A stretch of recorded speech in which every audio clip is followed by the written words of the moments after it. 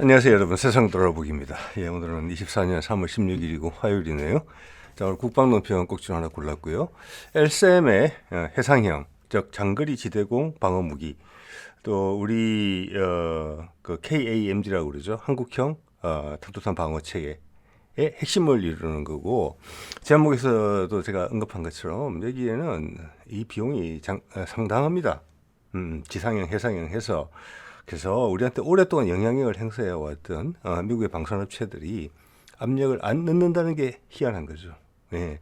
그리고 그런 부분에 우호적인 정부하고 정부라는 여건 내에서 많은 것을 강하게 압박했을 겁니다. 예, 예.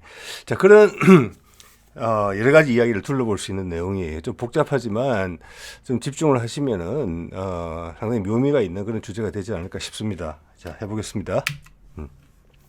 어제 기사가 떴어요. LSM 해상형 계약을 했다고. 예, 계약은 14일 날 한 것 같습니다.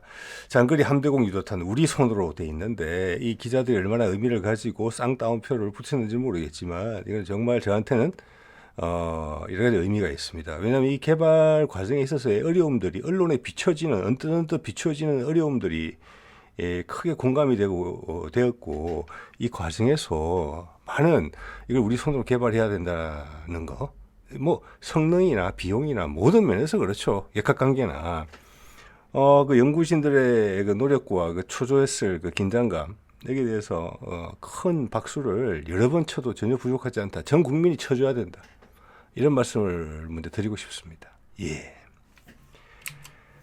자, 방위사업청이 10월 14일 계약을 했다는 것이고 30년까지 해상형을 개발한다. 체계 종합을 한다.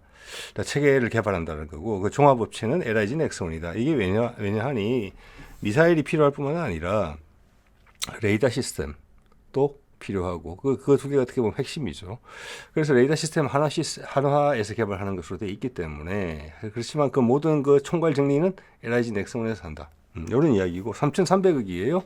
2030년까지 체계 개발한다는 것이고 그때부터 되면 이제 양산을 본격적으로 한다는 것이고. 자, 이것은 여러 가지 뒤에도 말씀드리겠습니다만은 지상형은 이미 개발이 완료됐어요. 성공적으로. 예, 근데 그게 어디에도 크게 보도가 되진 않아요. 왜냐, KAMD를 우리가 한다는 것은 두 가지 측면이 있습니다. 말씀드린 것처럼 해외 방산업체, 특히 미국이 이것을 그냥 놔두고 비용도 싸고 성능도 좋으니까 놔두자 이렇게 했을 리가 만무합니다. 모든 정치적 영향력을 행사합니다. 그들 영향을 받고 있는 나라들한테. 자, 그게 첫 번째고, 두 번째는 우리가 미국의 미사일 방어막으로 들어가야 된다. 미국이 우리를 지켜준다는 전제. 그것을 아직 즐기고 반드시 필요하다고 생각하시는 분들이 많이 있잖아요. 예, 예. 해군은 일본이 지켜주고 핵미사일과 우리 땅으로 날라오는 탄도탄들은 미국이 막아줘야 된다. 그래서 미국의 무기가 최고다. 예. 그래서 함정은 우리가 뭐 세계 제1의 조선국으로서 만든다 하더라도 거기에 들어가는 미사일 체계하고 레이더 체계는 전부 다 미제로 가야 된다. 당연한 것이다. 예. 이런 것을 국내에 강요하는 그리고 이해관계가 맞물려 있는 미국 방산업체 또 미국 국방부의 소위 말하는 네오콘의 끈앞풀들 앞잡이들이 우리나라에 많이 있죠. 특히 요로에 숫자는 많지 않지만 그래서 국민 전체 여론을 압박하고 조작하죠. 예, 그런 두 가지 측면이 있어요. 그래서 우리나라는 우리가 지킨다. 우리 무기로. 그래야지 우리가 하고 싶을 때 할 수 있는 일을 할 수 있다. 국방과 관련해서. 예.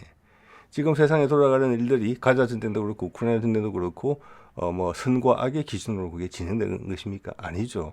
그 가운데 끼어가지고 나라 자체가 지금 존폐 위기에 있는 우크라이나도 있고 어떻게 보면 그거는 대러시아의 전선이고 대중국 전선에 봐서는 대만 같은 나라가 그렇게 될 수 있어요. 예, 후보죠. 우리도 그 후보예요, 사실은. 그것을 저항하겠다는 거예요. 그게 다 깔려 있어요. 그리고 우리는 너의 쫄병이 아니다. 미국에. 당연히 일본의 동생도 아니지요. 예, 우리는 우리고 미국과 우리는 동맹이다. 일본과는 주위의 흔한 이웃이다. 좋은 기억은 별로 없죠, 우리한테. 상황에 따라서 협조하고 상황에 따라서는 반대할 것이다. 예. 그들이 우리한테 화를 낼 때도 있을 거고 우리가 그들한테 화를 낼 때도 있을 것이다. 한반도 문제를 가지고 일본은 강력한 이해관계를 느낀다. 예. 그런데 말려들기 싫다. 자주국방의 핵심이죠. 그 모든 것에 대한 답이 이거죠. 그게 적나라하게 잘 드러나는 게 LSM이에요. 자, 볼게요. 자, 지금 LSM이 지금 대신하려는 미사일이 뭡니까? SM2죠. 우리가 뭐 이지스 하미니 이지스 전투 체계, 뭐 신의 방패, 그런 식으로 우리가 세뇌되어 있잖아요. 지금도 그러는 사람들 많고 계속 바람을 넣는 사람들도. 그런데 그 이지스 전투 체계에 여러 가지 지금은 이제는 오래된 시스템이라고 보셔야 돼요, 여러분. 보셔야 되는데 거기 핵심 미사일 방어 체계가 SM2 미사일입니다. 현재 우리나라의 주력이에요. 지금 정조 대항함 거기에 이제 SM6가 처음 들어가는 거잖아요.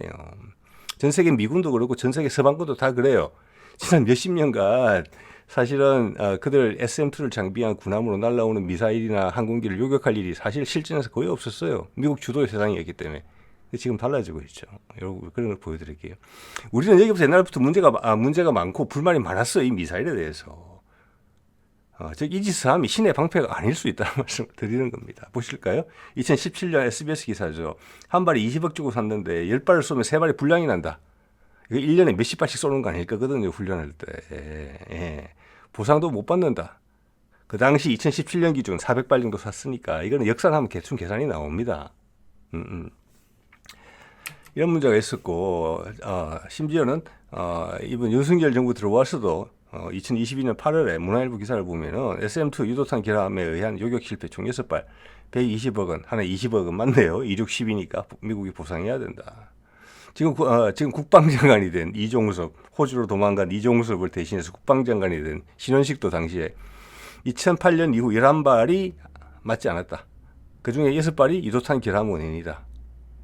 예, 아까 SBS하고 보도하고 이걸 절충해서 보면은 이 정도는 믿고 쏠 수 없다. 그죠? 이거 봐야 돼요. 자, 해군 최근 림팩 훈련에서도 한 발 요격 실패했다. 예.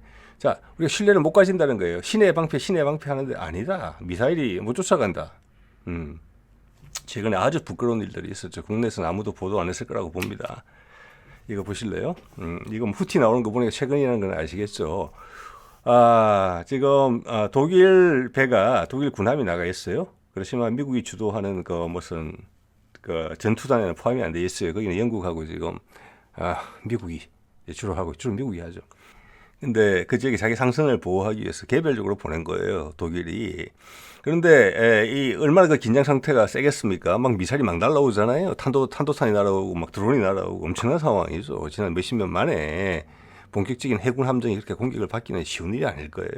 엄청난 경험이고 엄청난 지금 자료가 누적이 되고 있을 겁니다. 홍해에서. 미군도 마찬가지고. 거기서 이 내용이 뭔고 하니 독일 군함에 뭐가 날아온 거예요, 드론이. 그래서 독일 군함에서 저거는 후티가 쏜 드론이라고 판단을 했어요. 근데 알고 봤더니 그게 후티가 쏜 드론이 아니고 미국의 리퍼, MQ-9 리퍼, 우리로 치자면 중고도 무인기, 정찰 공격 다 되는 거죠. 그거였어요. 근데 독일 해군은 그게 후티 것이라고 확신을 하고 미사일 2발을 쏩니다. 이거 교전 원칙이 나와요. 2발 쏘는 것 같아요. 쏜 미사일은 SM2 미사일이에요. 우리의 주력 미사일. 2발 다 안 맞았어요. 안 맞은 이유는 기능 이상이에요. 2개가 연속으로 기능 이상. 자, 그래서 우리 해군이 경험한 SM2의 불량률은 저런 게 공개적으로 언론에 보도될 정도니까 실제 상당히 심각하다. 이렇게 해석할 수 있어요. 아니 무슨 리퍼가 F-18입니까? F-15입니까? 회피 기동을 합니까? 플레어를 칩니까? 안 하잖아요. 그냥 날아오는 거잖아요. 무인기니까 전자전을 하는 것도 아니고 속도가 빠르지도 않죠. 근데 그거를 못 맞힌다? 2발이나 쏴가지고 이게 SM2의 현실입니다. 자, 저거에 대한 대안이 LSM 해상형이란 말이에요. 우리가 지금 정조 대항함 우리 세종대왕급의 2번 함이죠. 2번째 배치죠.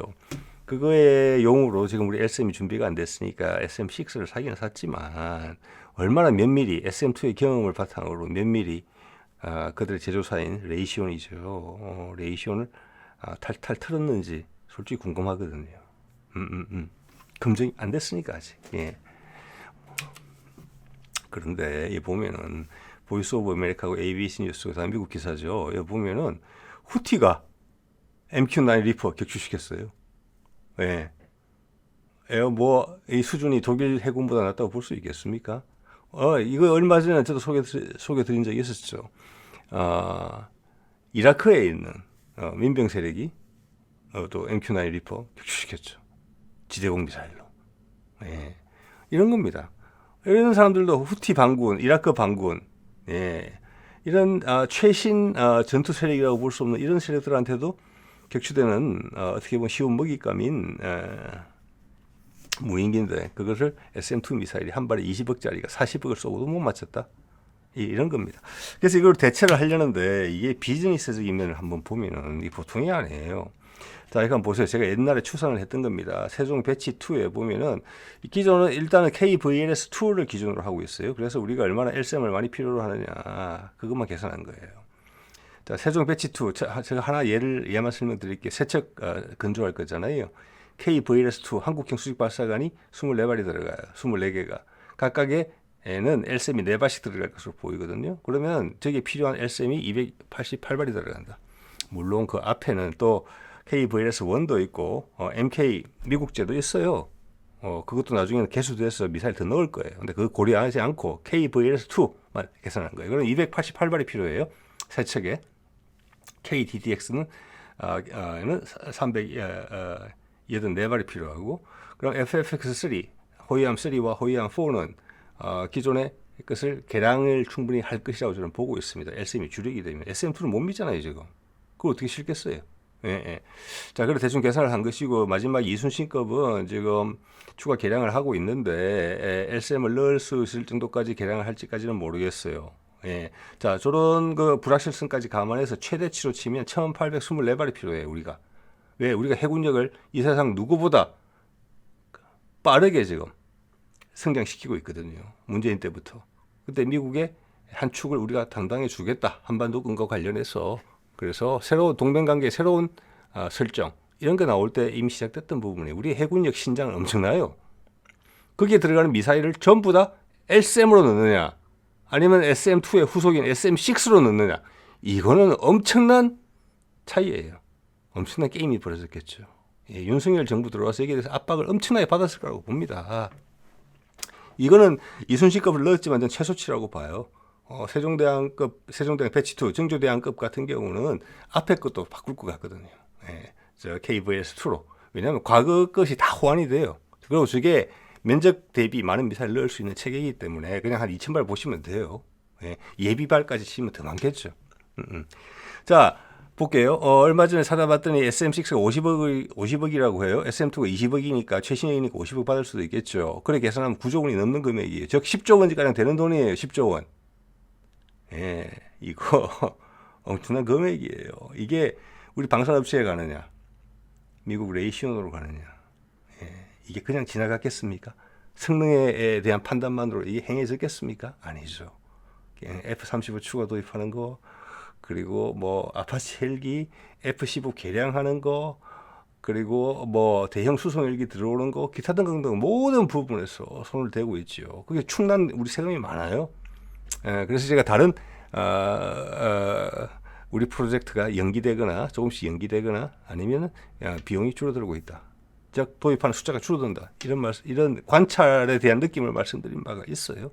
이거 LS도 약간 그래요. 예. 제가 이제 왜 이런 이야기를 하는고 하니, 자, 이 양반 아시죠? 요새 그 이종섭 장관. 이 청문회 때 이렇게 물었어요. 그때 우리가 사드를 더 도입해야 되고 문재인 정부가 친중 정책을 펴는 바람에 이것을 중국이 겁이 나서 더 도입을 못했다. 이런 식의 논거를 지금 윤석열 정부 핵심 세력들은 가지고 있었죠. 그래서 더 도입해야 된다 그래서 결국 더 도입 안 했죠. 예. 그러면서 이 이제 왼쪽 밑에 보이는 군인 출신 민주당 의원이 물었어요. 아니 우리가 개발하고 있는 L7은 사드랑 되게 비슷한 것인데 그걸 하면 되지 왜 꼭 사드를 살려고 그래? 사드는 지금 생산 라인이 닫겠다는 이야기도 있던데 그렇게 물었어요. 그러니까 이종섭 후보가 뭐라고 이야기했느냐? L7에 대한 이야기를 하지 않았어요. 답을. 하지 않고 사드가 만약 우리가 구매하고자 하는데 구매가 안 된다면 이스라엘의 에로우 3 같은 것도 있다. 이런 마인드셋을 갖고 출발했어요. 네. 그렇기 때문에 2023년 5월 30일 이게 서해 뭐 거기서 발사 시험하는 장면인데 이 시간표를 봤을 때 이때는 뭐냐? LSM 지상형이 개발이 완료됐고 최종 성능 검사를 하는 그 순간이에요. 자, 제일 오른쪽에 있는 사람이 누구냐? ADD 소장이에요. 왼쪽 사람 알죠? 방사청장 가운데 국방장관. 이때 여기에 멋지게 성공했죠. 이때가 엄청나게 중요한 순간이었어요. 이때 실패했다? 그러면 사드로 갔을 거예요. 그럴 가능성이 되게 높아요. 2번, 3번 기회를 안 줬을 거예요. 예, 아까 청문회에서 답변하는 거 보셨잖아요. 사드로 가려고 그랬고, 두 번째, LSM이 여기서 실패를 했으면 해상형 개발이 끊었을 거예요. 충분히 그렇게 예상이 됩니다. 그럼 좀 전에 보신 10조 원의 돈, 그게 전부 다 SM6로 다 갔을 거예요. 그렇기 때문에 이 순간이 엄청나게 중요했고 이걸 개발하는 측에서는 분명히 초조했을 겁니다. 정확하게 맞았거든요. 그래서 그런 이야기까지 나왔죠. 우리의 대탄도탄 조격탄을 발사했는데 우리의 LSM은 적 탄두에 즉 미사일에 탄두부를 맞힐 것인지 로켓 추진부를 맞힐 것인지를 구분해서 요격할 수 있다. 당당하게 이야기했어요. 이 성공 장면 보고 옆에 ADD 소장은 애기처럼 즐거워했어요. 펄쩍펄쩍 뛰면서. 왼쪽 두 사람 방사청장하고 국방장관 계면 제거했어요. 한 3, 4초간 계면 제거했어요. 표정 관리가 안 돼가지고 불쾌하다는 거죠. 예상과 다르다는 거죠. 그러고 나서 겨우 추설해서 돌아서 악수하고 그렇게 갔습니다. 이거 엄청나게 중요한 순간이에요. 이거 아니었으면 사드 몇 개 들어왔을 거예요. 아니면 에로 포대 몇 개 들어왔을 거예요. 그 수조 원 날아갔을 겁니다. 예, 그것도 한 5조 이상 넘어갔을 거예요. 그리고 지금 해상형 그거 전부 다 SMC로 다 가는 거예요. 이때 이 개발에 참여한 실무진하고 뭐 이 소장님을 포함해서 엄청난 박수를 드려야 된다고 봅니다. 결국 이것을 관철시켜서 밀어내서 해낸 거예요. 그래서 기간도 1년 늦춰지고 비용도 조금 처음보다 좀 줄어들고 이런 건 있지만 그 틀에 대해서 윤석열 정부 핵심 세력들이 졌다 이렇게 된 거예요. 많은 부분에서 그렇게 조금씩 보여요. KF-21도 마찬가지죠. 숫자 줄인다 어쩌고 저쩌고 하다 가죠. 그럼 5세대, 6세대 개발해야 될 거예요. 이제는 이긴 거예요. 우리 방산업종에 관련하는 연구진들과 방산업체들이 끌려오고 있어요. 끌려오고. 이 정도면 끌려오는 거예요. 확 뒤집지 못해요. 판을 뒤집지 못하고 만지작거리다가 그 만지작거리는 손길도 힘이 자꾸 빠져요. 네. 그것이 제가 관찰하고 있는 바고 이것은 쾌거다. 그렇게 보는 거죠. 그 성과물로 1년 늦게지만 비용도 조금 빠진 것 같지만 LSM 해상형 이해가 떨어졌다 지금 계약한 것이. 이거는 큰 박수가 필요하다. 그렇게 생각합니다. 네. 제가 제목에서 파묘 이야기를 했는데 영화 이것도 거기에 비교를 하자면 하나 파낸 거예요. 네. 못 파내서 실패한 게 아니고 박아놓은 것을 하나 파낸 거예요. LSM을 성공함으로써. 네. 이 송영무가 그랬죠. 문재인 정부 때도 초대 그 국방장관이 천궁2 준비 다 됐는데 양산 못하게 했잖아요. 이건 뭐예요? 예. 이거 못했으면 우리 수출권 크게 터졌잖아요. 우리 방산사상 최고 수출액을 천궁2가 다 가지고 있어요. 그리고 저때 이 사람이 경질됐죠. 저는 이게 큰 이유 중에 하나라고 봅니다. 그렇기 때문에 그 다음 방산업체는 자신감을 가지고 또 배를 불린 다음에 LSM으로 넘어가서 지금 LSM이 가능하게 됐던 거예요. 그 각 단계에서 국방장관들이 나와서 이렇게 방해를 한다? 그냥 기분이 안 좋아서? 아니겠죠. 뒤에는 큰 이해관계를 가진 세력들이 있겠죠. 예, 그래서 이것은 대단한 승리라고 말씀드리고 싶은 거예요. 예, 그래서 파묘 이야기를 드린 겁니다. 파낸 겁니다. 연거푸 2번이나 파낸 거예요. 몇 년에 걸쳐서. LSM이 그냥 우리 앞에 온 게 아닙니다. 예, 나중에 다 훈장 받아야 돼요. 그게 관여하신 분들은. 예. 그리고 방사청이나 국방부나 내 뜻 있는 분들이 어느 정도 선에서 다 막았다고 봅니다. 예, 대단합니다. 우리나라 사람들 정말로. 예. 자, 그리고 이제 미사일 전체 자체에 대해서 이야기를 해볼게요. 이 그림이 처음으로 나왔어요. 그래서 의미가 있어요. LSM의 모습이에요, 이게. 이걸 딱 보면 어떤 생각이 드느냐면은, 이거는 대탄도탄 요격탄이구나. 이 생각이 딱 들어요. 왜? L7은 두 가지 탄종을 가지고 있죠. 하나는 항공기용이고 고도 한 30km까지. 그 이후는 대탄도탄이거든요. 대탄도탄 요격탄인데 고도 30km 이하의 대항공기 요격탄은 공기의 흐름을 이용해서 방향을 바꿔야 되기 때문에 앞부분에 날개가 붙어 있어요. 이렇게. 이게 옛날에 이제 국과연, 즉 국방과학연구소에서 잠깐 나왔던 자료인데 이 모습이 확인이 된 거예요, 이번에. 자, 위에 거 날개가 달려 있죠. 대항공기용 탄이고 이때는 대탄도탄 탄이에요. 예. 자, 천궁1, 천궁2 개발을 통해서 대항공기용은 우리가 많은 확신을 가지고 있었기 때문에 사거리를 늘린다. 기본 방침은 그렇죠. 그런데 대탄도탄용, 뭐 물론 우리 천궁2도 대탄도탄 여기 있는 게 있습니다만은 이것은 새로 하는 거고 우리가 해보지 않았던 영역의 고도예요. 고도 40km 이상이니까.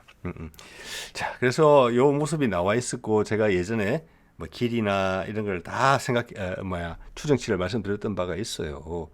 그리고 이거는 KVLS2에 4발 정도 들어가겠구나. 공간 효율적으로 쓰기 위해서.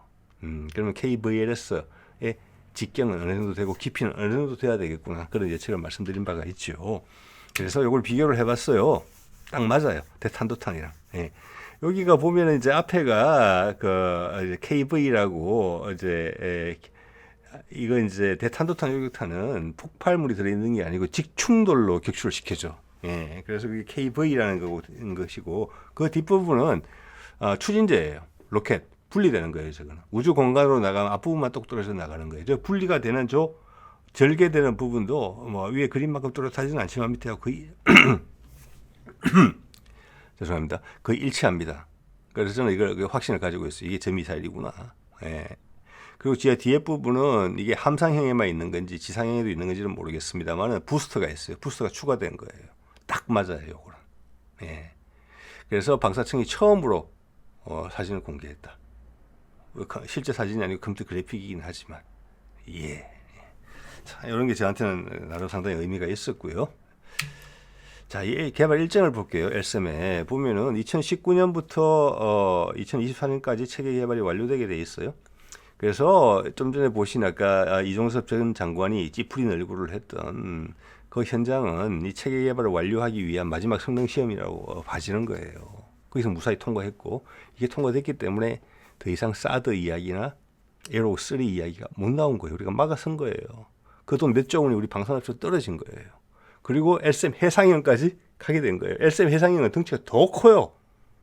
그죠? 예. 거기 미사일 전부 미사일 값만 그렇죠. 한 10조 됐죠. 자, 여기다가 SM6를 들여온다 그러면 레이더까지도 미국 쪽에서 엄청난 압력을 넣었을 수가 있어요. 기존의 스파이 레이더 계열로 계속 하라고. 그러면 비용이 눈덩이처럼 불어나는 거예요. 예. 그러면 그게 수십조 원이 될 수가 있어요. 대충 봤을 때 미사일 가격보다 레이더 가격이 조금 더 비쌀 수도 있어요. 한 배 적재하는 것으로 봤을 때 대공 미사일과 그걸 봤을 때 아니면 비슷비슷하거나 아마 미사일 값이 살짝 쌀 거예요. 예. 그러면 그 수많은 배 함정 우리가 신규로 좀 개발하고 있는 거 건조하고 있는 거 거기 들어갔으면 그냥 갔다고 보더라도 레이더 값만 해도 10조예요. 그걸 미국 애들이 자기 레이더를 왜 안 듣고 싶었겠어요? 자기 지금 미사일이 다 들어가는데. 전부 다 미국 비해가 되는 거예요. 우리는 배 건조만 하는 거예요. 지금 세종 시리즈하고 똑같이 되는 거예요. KDDX도 껍데기만 남고 미사일 미국 거, 레이더도 미국 거. 그렇게 되면은 그 소프트웨어인 그 전투체계도 미국 거. 이렇게 될 위기가 있었다는 거예요. 그걸 막아준 거예요. 지금 이거를 질 수 없는 구도를 만들어놨죠. 그렇지만 이 해당 품목에 대해서 시간에 맞춰서 개발해야 되는 거. 이게 우리가 실수하면 그냥 나라고 떨어질 수 있다는 걸 알고 있는 그 개발진들은 엄청나게 힘들었을 거라는 거예요. 자, 그게 끝나면 그다음 레이더도 우리 걸로 해야지. 뭐 전투체계 우리 걸로 해야지. 계속 방어벽이 걸렸겠죠. 쉽지는 않았겠지만 그런 틀을 짜놨다는 것은 진짜 그걸 되돌리기 어렵게 해놓은 거예요. 그렇지만 L3이 멋지게 해줬다는 거예요. 그 첫밤부터. 네. 자, 그렇기 때문에 이것은 체계 개발이 이제 완료됐다고 보는 거예요. 성공적으로. 언제부터 배치될지는 모르겠어요. 그거는 또 돈 문제하고 상관이 있는 거잖아요. 지상용은 그렇게 많은 세트가 필요 없어요. 우리나라 사거리가 워낙 길기 때문에 그냥 한 3개, 4개, 5개 뭐 이렇게 포대 정도면 좀 충분해요. 해상용 숫자가 훨씬 많죠. 자, 이건 다 이게 성공했다는 이야기를 해주는 거고 어디에도 지금 체계 개발이 됐다는 이야기는 있지만 배치됐다는 이야기는 없거든요. 네. 자, 그래서 이번 미사일은 여러분, 자, 좀 전에 23년 5월에 시험 발사를 보여드렸는데 이 시한 22년, 그보다 앞선 22년 2월에 시험 발사라고 하면서 이런 걸 공개했어요. 그때 북한하고 무슨 긴장 관계가 있을 때예요. 그 오른쪽에 전 미사일을 공개하면서 LSM이라고 그랬어요. 그리고 이 시험의 목적은 뭐냐면은 뭐 요격한 게 아니에요. 이거는 일단 어느 정도 고도까지 올라가는지 기초적인 비행 성능을 테스트한 거예요. 그런데 LSM이었다면은 이때 이런 거 다 끝났었어야 돼요. 예. 이거 기본적인 시험하고 2023년 5월에 명중 시험하다 이거는 너무 촉박한 시간이거든요. 그래서 이게 도대체 뭔가? 예. 그래서 요번에 이제 확실히 한 번 더 저는 확인을 합니다. 왼쪽 미사일하고 오른쪽 미사일은 다른 미사일이에요. 전혀. 특히 왼쪽 거는 지금 1단, 2단으로 구성이 되어 있지만 부스터, 그다음 부스터. 이거는 이 자체가 제가 봐서 3단 정도로 보이거든요. 훨씬 대형 미사일이에요. 두껍고. 예. 이거는 뭐냐? 뭘 시험을 한 거냐? 이건 기초적인 비행기가 우리가 원하는 고도까지 올라가는, 미사일이 원하는 고도까지 올라가느냐만 확인한 거거든요. 이거는. 이 모양이 다르게 생긴 이 미사일은 뭐냐? LSM-2다. 이렇게밖에 볼 수 없는 겁니다. LSM-2는 뭐냐? 좀 일단 부연 설명 드리겠습니다만은 훨씬 높은 고도에 대응하는 체계다. 기존 사드보다 멀리 높이 올라가는 체계다. 예, LSM은 사드의 한 중간 단계 정도까지 가는 거고 LSM-2는 그보다 더 높은 단계 또는 이 미사일은 뭐냐? 중간 단계 요격이 가능한 미사일일 수도 있다. 사실 북한만을 대비한다면 우리가 중간 단계 요격 같은 거 필요도 없어요. 그냥 고도만 높이면 돼요. 우리가 가까운 데서 날아오는 것이기 때문에 어쨌거나 이걸 보여준 거예요. 이건 다른 미사일이다라는 거예요. 이것까지 우리가 하고 있다는 거예요. LSM 다음에 것까지 우리가 기술 개발하고 있다. 이것은 연구자들의 개발 논문하고도 정확하게 일치해요. 우리가 정부 연구비를 갈라주는 그거하고도 일치해요. LSM은 기초 연구 이미 연구 끝났어요.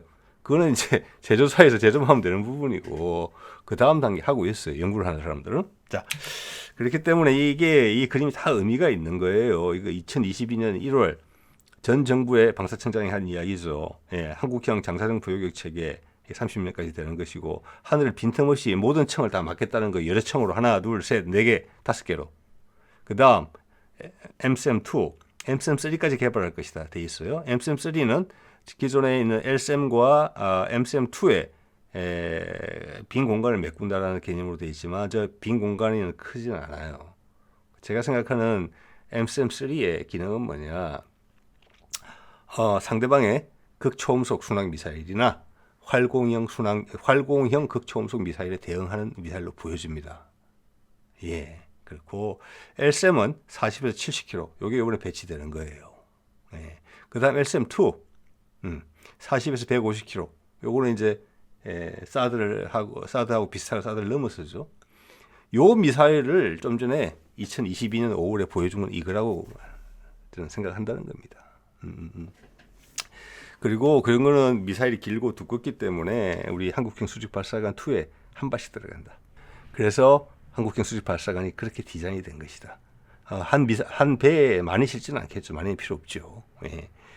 나머지는 최대한 활용해서 LSM이 차곡차곡 들어간다. 이렇게 보시면 될 것 같아요. 예.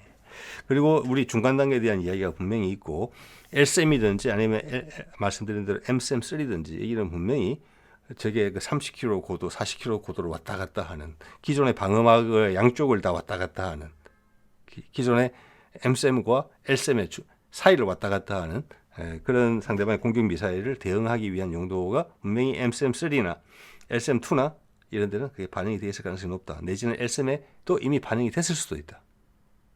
왜? 그에 대한 고민한 흔적이 오래전부터 보이거든요. 한 미사일로 저걸 새로운 위협인데 어떻게 대응하지? 이거. 미국 친구들 그렇게 못하고 있어요. 전 세계에 그렇게 고민하는 나라들 없어요. 이제 SM2에서 SM6로 갈아타잖아요. 자, 그렇기 때문에 여기는 당연히 극초음속 대한 미사일 정도는 기존에 다 깔려 있는 겁니다. 우리 해군 그렇죠. CIWS-2 우리가 개발하는 것도 당연히 마하 5 이상 대응이 되고 있잖아요. 해군도 마하 3 이상이에요. 그러면 MSM도 이미 탄도탄 대응 능력이 있고 해상용 LSM은 기본으로 깔고 들어가는 겁니다. 그러면 배 한 척을 보호하는 데 있어서 LSM으로 한번 가고, 그 다음 해군으로 한번 가고, 그 다음 근접 방공 시스템으로 또 가는 거예요. 그 셋 다 전부 다 초음속 또는 극초음속 미사일 대응 능력이 다 있는 이런 해군은 서방에 없습니다. 무기 체계를 갖춘 데는 미국도 없어요. 유럽 당연히 없고 일본도 당연히 없어요. 그런데 러시아, 중국, 북한 그 극초음속 미사일 다 가지고 있잖아요. 이건 아이러니라고 할 수밖에 없는 거예요. 이 차이를 아무도 지적하지 않는 국방 기자들. 그건 우리도 마찬가지고 서방도 마찬가지예요. 이해하기 어렵죠. 네. 자, 그리고 이 부분이 있죠. 우리는 무서운 사람들이에요. 네. 그래서 문재인 정부 때 이거 기획을 했던 사람들은 장난 아니다. 예, 엄청난 사람들이다. 거의 홍길동 세력이다. 이런 생각이 들 정도예요. 자, 세종 배치 1을 보면은 저 앞부분이 수직 발사관인데 세종은 배가 엄청나게 큰 배예요. 예. 그래서 저 수직 발사관을 납작하게 가판 높이랑 같이 했어요. 그런데 정조대왕함은 거의 세종대왕함과 비슷한 함이에요. 살짝 크지만 저 앞에 수직 발사관 자리를 보십시오. 몇 미터 툭 올라와 있죠. 한 포 지붕 정도 높이까지 올라와 있어요. 그렇지만 들어가는 수직 발사관은 똑같아요. 저 부분은. 저 뒤에는 이제 수직 발사관 2가 들어가지만 미국 거 절반, 우리 거 절반 들어갔을 거예요. 같은 형식으로. 그러면 저걸 왜 높였느냐, 높이를 저기. 이 궁금한 거죠. 예전에도 말씀드렸지만 저거는 우리 미사일이 준비가 되면 향후 개량 사업을 할 때 지금은 우리 LSM 해상형이 없기 때문에 SM6를 사다 넣는단 말이에요. 근데 준비가 되면 우리께 저걸 뜯어내고 저 자리에 한국형 수직 발사관 2를 넣겠다라는 거예요. 저기 들어가는 대부분의 미사일이 SM2잖아. SM2나 SM6 미사일이거든요. 그걸 한국형으로 다 바꾸겠다. 나중에 개량하기 쉽게 공간을 넉넉하게 만들어 놓겠다라고 아예 디자인을 저렇게 해버린 거잖아요. 자, 그래서 한국형 호위함 3 같은 것도 보면은 뒤에 공간이 다 있습니다. 이렇게 걔들은 더 높이 올라와야 되겠죠. 그래서 단을 높여서 아마 다 바꾸게 될 거예요. 예. 그래서 KDDX는 처음부터 완전히 이걸로 가는 거죠. 그래서 아까도 이제 방사청의 방위사업 추진위원회 자료를 보면 KDDX용이다 이렇게 못이 박혀 있는데 뭐 못 바꿨다기보다는 그렇게 표현이 돼 있고 그거는 이전 정부에도 그렇게 이야기했어요. 그거는 대표적인 얼굴이기 때문에 그런 거고 향후 모든 배 미사일이 다 그걸로 다 바뀌게 될 겁니다. 우리 LSM이란다. 저 SM2에 대한 불만 엄청나게 많잖아요. 예. 그래서 기존 함정들 다 바꾸게 될 거예요. 다 바꾸고 우리 LSM은 한국형 수직 발사관 2를 못 넣게 된다면은 한국형 수직 발사관 1에도 들어가게 과거 체계에 대해서 전부 다 호환성이 다 보장이 당연히 될 것으로 봅니다. 예. 그렇기 때문에 한국형 호위함에도 대탄도탄 방어 능력이 들어간다는 이야기를 하는 거예요. 즉 그 말은 수직 발사관 2가 들어간다는 거예요. 그리고 LSM이 들어간다는 거예요. 지금은 그런 발사체계 발사관이 안 들어있지만 뒤에 여유 공간이 좀 남아있는 게 보이거든요. 예. 그래서 이런 계획들이 결국에는 관철이 됐다.